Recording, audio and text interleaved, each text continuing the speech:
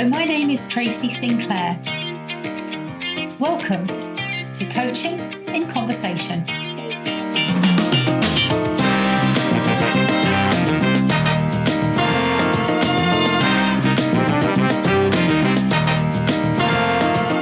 Coaching in Conversation is a chance to discuss and explore not just how we can keep developing and maturing as coach practitioners, but also to consider how coaching is evolving and its future potential and place as a powerful vehicle for human development in today's and tomorrow's world. I'll be sharing some of my own thoughts on these topics, and we will also hear from some great guests from around the world who bring their unique experience and perspectives.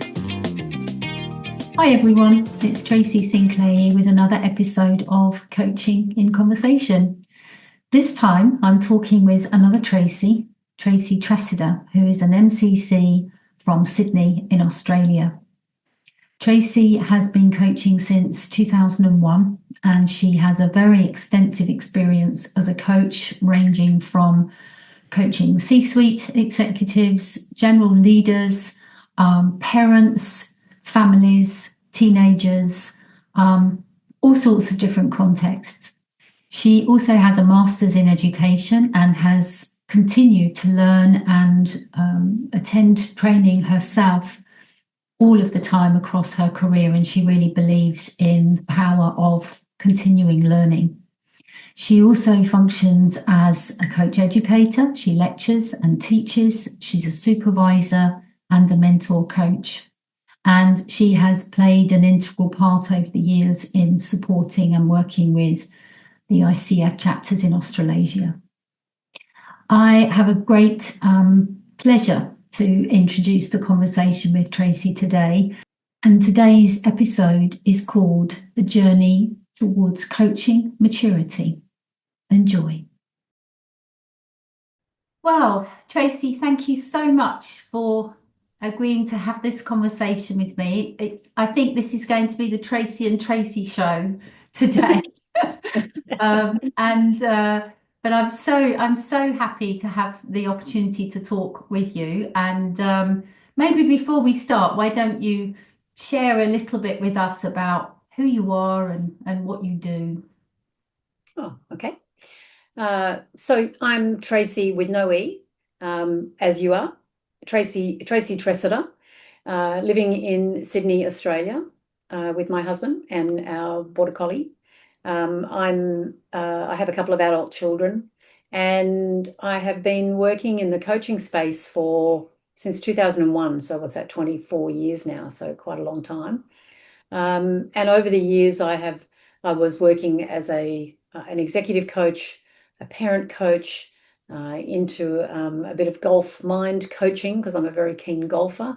And then as I developed my own competency and my own mastery, so to speak, I moved into the assessing space and the mentoring space and the coaching education space. So pretty much the last 25 years or 24 years, my life has been coaching in some way, shape or form. Yeah, something that I love to do, and I really enjoy the transformational space of coaching, where people are able to understand themselves better, understand their motivations and why they do what they do, and then support them in the change that they want to make.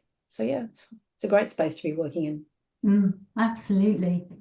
And I'm fascinated about the golf coaching. I was just thinking you could challenge Tim Galway and write a competitive book for the inner game of golf, perhaps. Yeah, exactly. Yeah. Well, in fact, Tim Galway's original book, or The Inner Game of Tennis and then The Inner Game of Golf, were part of the inspiration for me to write. I've written a couple of books around golf psychology, golf mind play, and so it's using my coaching psychology education and the work that I do with my clients and the work that I've done on myself to be able to help golfers outsmart their brain to play their best golf, basically.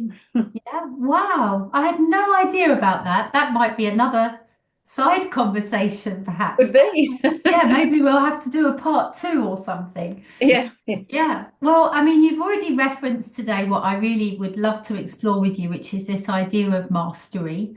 So let's just start with a really broad question of what that word means to you. What does mastery represent? Yeah, it's an interesting word, and I like to quote Marsha Reynolds on this one because she has a great quote, and that is that mastery is not the increasing of skill. It's really about the deepening of presence. And I love that quote because it really speaks to what I believe mastery is all about. So it's not just ticking the boxes and getting the next level in your credential or whatever. It's all about the work that you do on yourself. It's about understanding your own development, understanding your own theory of mind, your own level of adult development, basically. Understand your sense making, how you think about things and how you make sense of things, and then being able to bring that into your actual sitting with your client, so it increases your level of presence, and that you're able to let go of biases and judgments and what you think you should be doing, and just to be there with your client brings a level to your coaching that is quite extraordinary, really. It's amazing how much your clients open up, which I know you know, when you are in that deep presence with them. So yeah, it's almost like a a goal that a lot of people strive for, but there's actually no destination point from my perspective. It's a journey that you go on, and it's a continual learning. So we never finish learning as MCC coaches. And I guess part of the process in all of this is it's not just mastery, there's even the next level, which I would describe as maturity. So it's how do you mature as a coach? So it's all combined, basically. Yeah. Yeah. Yeah. I love this idea of it not being a destination that you arrive at. And I must say that's been with some of the wonderful people I've been talking to, that seems to be a real common theme coming through, which of course is at a juxtaposition to that striving goal to get a credential. You know, it's not about that. You mentioned Marsha, and I had a conversation with her a few months ago, and the title of her episode with me is "Don't Think, Just Be There," which is kind of really exemplifies what you were saying about just that presence rather than more skill development. And then the other thing that I'm curious maybe to hear your thoughts on is this idea of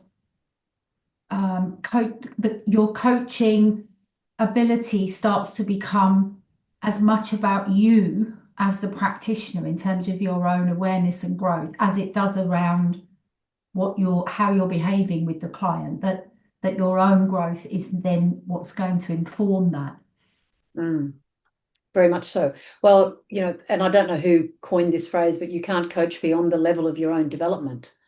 And so as you are learning to be a coach, ideally what happens is the student coach starts to understand themselves better. They start to understand their own abilities and competence, and they start to improve their own level of adult development and shift from one to the next.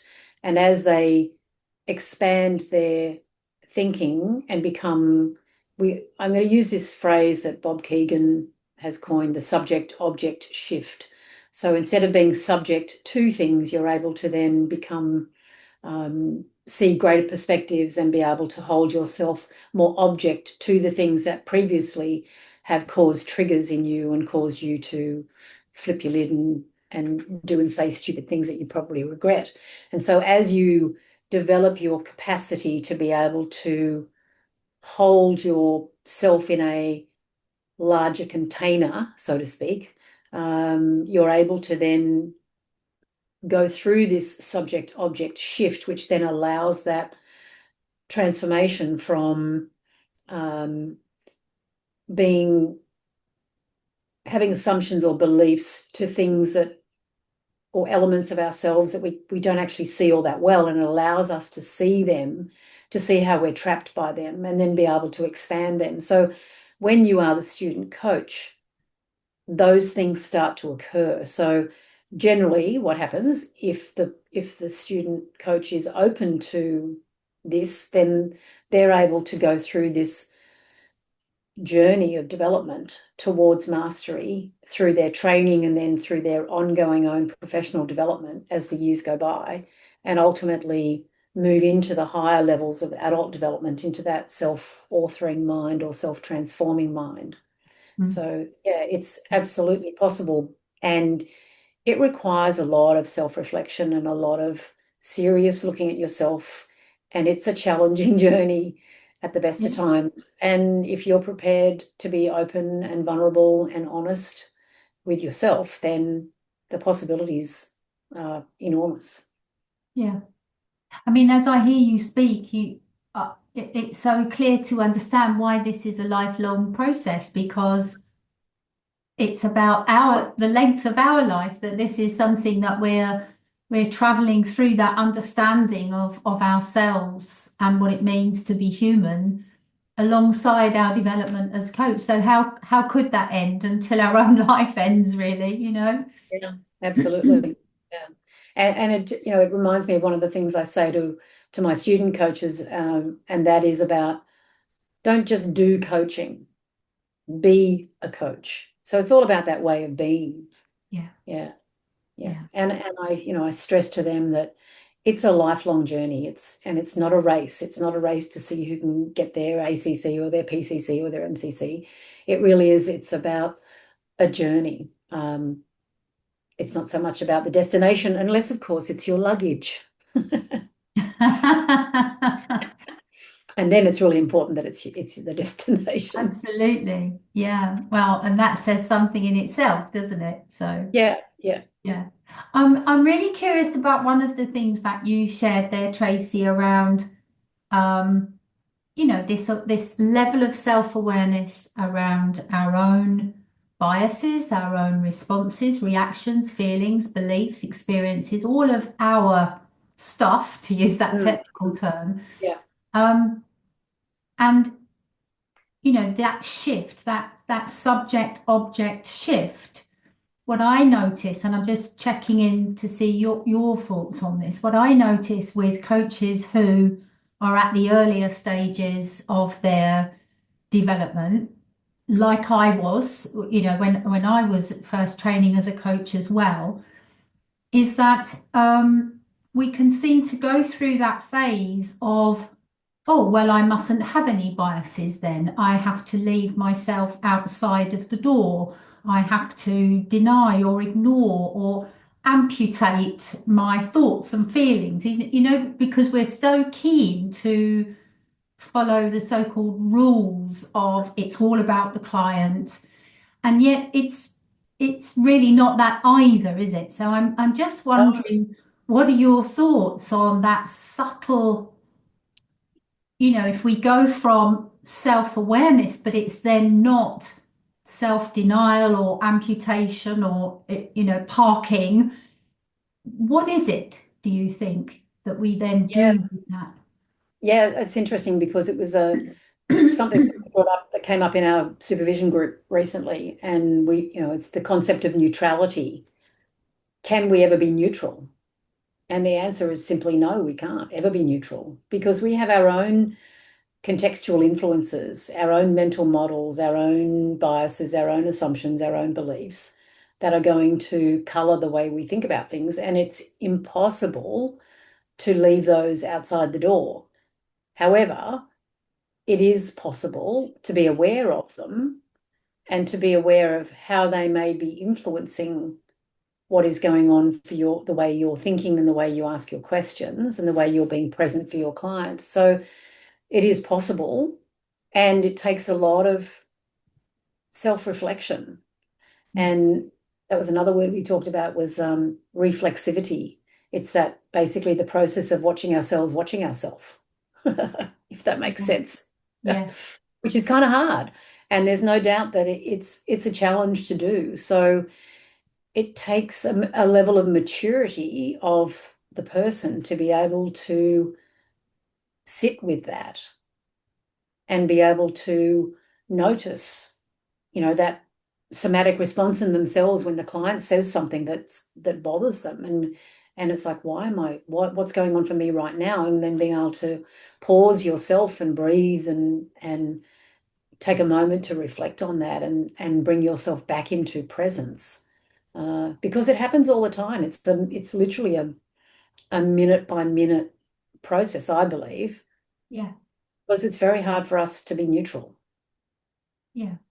And I guess that what's coming up for me there then is just because we are coaches and we practice these skills, but also these capacities and this self-reflection, we're not perfect. We don't suddenly become self-aware and able to witness ourselves, because our own humanity will sometimes just dive in and take over. So it's something, as you're, saying there, minute by minute. I mean, that's it's hence the need for such depth of presence, perhaps. Yeah, absolutely. Yeah, we do. We need to be aware of what's going on. And of course, we get this, there's more wisdom in our body than there is in our head most of the time. And so we need to be aware of what somatically is going on for us that may be occurring as a result of an unconscious belief or an assumption or a bias or something from our contextual influences kind of map that is getting in the way, or potentially will get in the way of us being really present for the client. So yeah, it's that moment by moment, practicing and being there with it and noticing and paying attention to what's going on in your body, so that you can then go, oof, okay, there's something going on here. What do I need to do in this moment? And it might be just to, take a deep breath and bring yourself back to presence. Yeah. Yeah. There's a slight tangential question here, but what I've been just noticing as you were talking there is not necessarily that to work in this way has to be hard work. I don't want to frame it in that way, but it is deep, it is focused. And I'm just thinking alongside that, with the popularization of coaching as a way of working, and how many coaches perhaps will be coaching for organizations who, may be having 6, 8 clients a day. I mean, I was just wondering, what is your thinking about one's capacity to be in that space multiple times throughout the day? Is that, do you feel that's feasible, or would that feel inaccessible? I mean, what do you think about that? Well, personally, over the last few years, I was working for a large financial institution, and 2 or 3 days a week, I was coaching 6 clients a day with 15 minutes in between. And I felt very energized at the end of every coaching session. But I do think it requires a level of maturity, so that you're able to sit with that client and be present for that client in a way that doesn't drain you, so that when you finish the coaching session, in fact, you're feeling more energized than you are not. So I think it is possible, but I don't think it's possible for the beginner coaches. And part of that comes back to that doing and being of coaching. When you do coaching, it's quite labor intensive. It's hard work. And, I often say to my student coaches, how did that feel at the end of that session? How do you feel from an energy perspective? And they go, oh, I'm worn out. I'm exhausted. And I go, well, that's because you were doing coaching instead of being a coach. So they were trying to, tick all the competencies or tick all the markers or whatever, and exhausted themselves from that perspective. So it's really important to be able to be present without giving your whole self over to the point where you become drained from it. And it's interesting because and I don't know if you're aware of this, but there's I can't remember who it came from. I'll find out and let you know. We talk about the 3 C's for coaching and mentoring, and that's competency, capability, and capacity. Mm.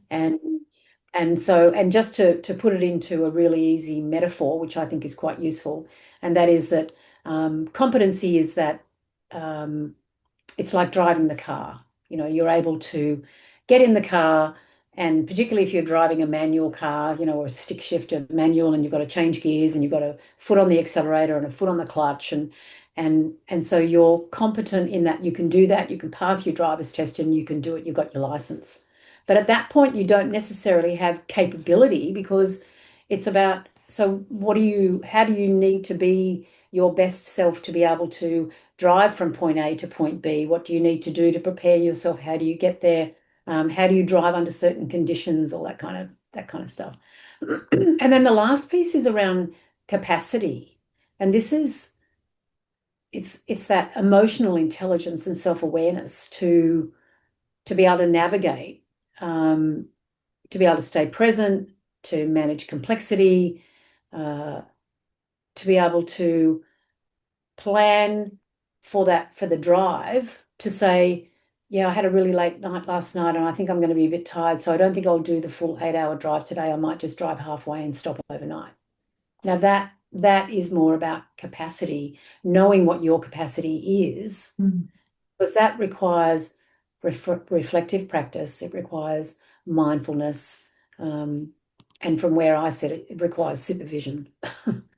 Yes. So it's about supporting our coaches to be the best that they can be in a space where they have the competence, they have the capability, and we're also supporting them in understanding their capacity, and managing themselves in that space.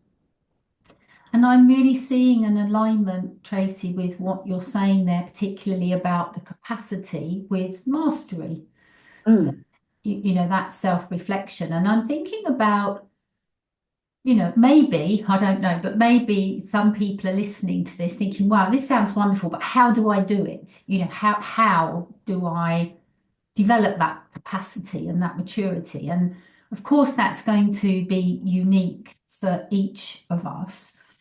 And I've also heard you mention things like reflective practice, mindfulness, supervision, which of course we know are great practices for this purpose. What else have you found useful for you over the course of your coaching life? What's helped you become more self-aware and move into that space of greater capacity? It's a few things. So one is more education. So continuing to learn. So studying adult development, learning immunity to change with Bob Keegan, that whole subject-object piece, working with Jennifer Garvey-Berger, doing a whole lot of training in that space has been really helpful for my own capacity, for me to develop my own awareness about how am I being subject to these things.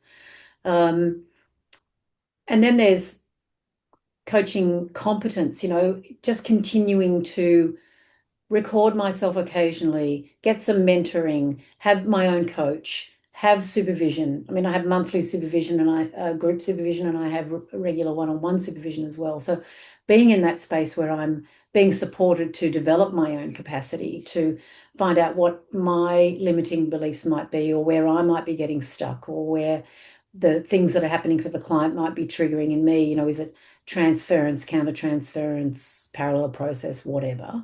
Being able to understand those things and then develop those in myself has been incredibly helpful. There's no doubt that supervision is a key piece, I think, to a coach's development. And then there's some really basic things like, are you getting enough sleep? Are you exercising? Are you eating well? Are you looking after yourself? Are you looking after your own body? because, as we say, you've only got your body is the only place you get to live, so you better look after it. Yeah. So it's really important that you look after yourself, because if you have too many late nights, or drink too much alcohol, or don't eat well, or don't exercise, the chances are that you are not going to be at your best for your clients, let Yeah. alone yourself. So I think that really helps build capacity as well.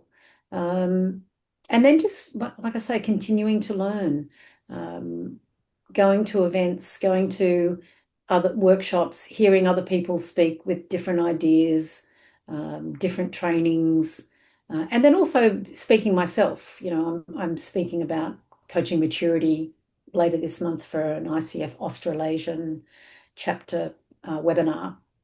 And just being able to do that means that I've got to go back into my own notes and do a bit more study and a bit more, bring myself back up to speed with some things I may have let go a little. And that helps build my own capacity as well. Mm. Mm. Yeah. So yeah, there's a few things in there. There's a lot of lovely things in there, and it's really striking me that this sense of immersion, rather than just learning a skill and then going off and doing it, it's about an immersion. I guess the word craft then comes up for me, of how do I nurture my craft, as it were. Um, and I notice myself thinking of competency too, not to go too deeply off into competencies, but I remember when the model came through with that new addition, that new competency. I was very excited. I know I'm a bit nerdy about competencies, perhaps you are too. Yeah. But I just loved that. And I thought, wow, we're actually really pointing now to the practitioner as an instrument, self as instrument, and that focus on our own well-being, so that we're, I guess, role modeling as well, and embodying what we're trying to support our clients to do as well. Yeah, absolutely. Yeah. And I think, things like, there've been times in my life where I've gone, actually, I think I need to go to therapy, and I've gone to therapy. Or, I need to go to supervision, and I've gone to supervision. Or, I need to talk to my mentor about this. Or I think I might just have some coaching for a bit. So it's about putting yourself in that space of being the learner again, not the knower. And as the master coach, we're not the knower, because we don't know, we can never know everything at all. We have to sit in that space of being the learner constantly, and that allows us to sit more comfortably. I think if you have that distinction in your mind, being the learner, not the knower, it's what can, not only can you learn about your client, but what can you learn about yourself? Absolutely. It's going to support Yeah. your development. So I heard you there, just reference maybe we want to go into some therapy. And you also mentioned earlier about having a coach. And I'm just noticing how many coaches I come across who aren't being coached anymore. Mm, mm, And I sort of think, gosh, wow, why? Because we're now coaches, do we think we don't need or benefit from coaching as well? And I often surprise people by saying I've got 3 different coaches because I love being coached, and I've got 3 wonderful coaches that I connect with for different purposes, for different kinds of things that I want to bring based on how I want to work. And I can't imagine, that's a huge part of my personal growth. I can't even imagine not doing that. mm. Yeah, absolutely. What did they say? What's that phrase, that saying? Physician, heal thyself.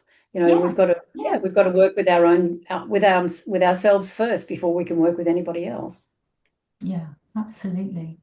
Yeah. So what else? I'm mindful we're possibly coming to the last part of our conversation. That's flown by, actually. I just realized the time. What else is sitting there for you around this topic that would be useful to share?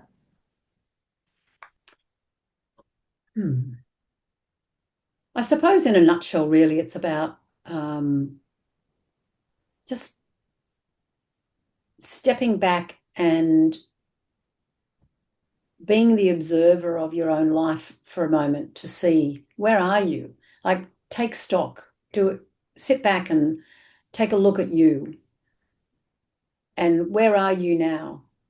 And where do you want to get to? Keeping in mind that the destination is not the finish line. And what support do you need to get there? This is not a solo journey. So being able to sit comfortably in that space of not knowing. And in fact, as I say to my students, if you're not squirming, you're not learning. And so there's going to be, like, strap in with this ride that you're going to go on is going to be quite squirmy, because there'll be a lot of learning involved, and that's fantastic. And look at that as a real positive, that you can actually, there's so much to learn, and it's a never ending. And I mean, love of learning is one of my strengths. Funny about that. And so consequently, I love being in that space. And yeah, sure, sometimes it does feel a bit squirmy, and I look at that and go, yeah, but that's actually quite good for it to be like that, because that means I'm in that vulnerable space where I'm uncomfortable, and that's really great. So yeah. It's fascinating, isn't it, how things like confusion, uncertainty, discomfort, we want to get away from them so quickly. And yet sitting with it, being with it, and reframing it from something that's not pleasant to something that's an opportunity is so powerful, isn't it? It's so powerful. I can remember one of the courses that I went on back in 2005 that started to get me on a pathway to being a coach. Someone in the audience said, "Oh, I'm just really confused." And the tutor leapt up and shouted, "Eureka, he's confused." And everyone was sort of, "What? That's really odd." And then he said, "This is amazing." He said, "Confusion is the precursor to enlightenment." And it was just such an I mean, I don't know about enlightenment necessarily, but definitely awareness. Absolutely. And insight. So, let's hang out there and be there. Yeah. Sit more comfortably with the uncomfortable. Yeah. And be prepared to stretch and grow and learn. Yeah. That's good. It's a good space. It is. Gosh, well, I'm feeling really philosophical now. I think I need to just go off and reflect for a little while. You're evoking so many wonderful thoughts for me. Thank you so much. I've really, really enjoyed our conversation. Thank you. And thank you, Tracy, for inviting me. It's been a pleasure. And I do love to talk about this stuff, you may have noticed. And it's great that you're able to bring this to a wide audience. And I really appreciate that, because everybody that we can touch with this question around what is mastery, and how do people develop that coaching maturity that is going to support them, everyone that hears that and hopefully starts to adopt some of these practices and learnings makes for an even better coaching experience for our clients, which helps overall the transformation of the people that we're working with. Absolutely. And that's our role, isn't it? That's what we're trying to bring to the world. So, well, thank you so much. And well, maybe we'll have a conversation about golf coaching at some point. Certainly. Thank you. It's been a pleasure. Thank you. You have been listening to Coaching in Conversation by Tracy Sinclair, a podcast aimed at exploring how coaching is a vehicle for human development in today's and tomorrow's world. You can learn more about coach training and development at tracysinclair.com and follow us on social media. If you enjoyed this podcast, please leave a rating and review, and also share it with your networks to help us expand our reach. Thank you for listening, and see you next time.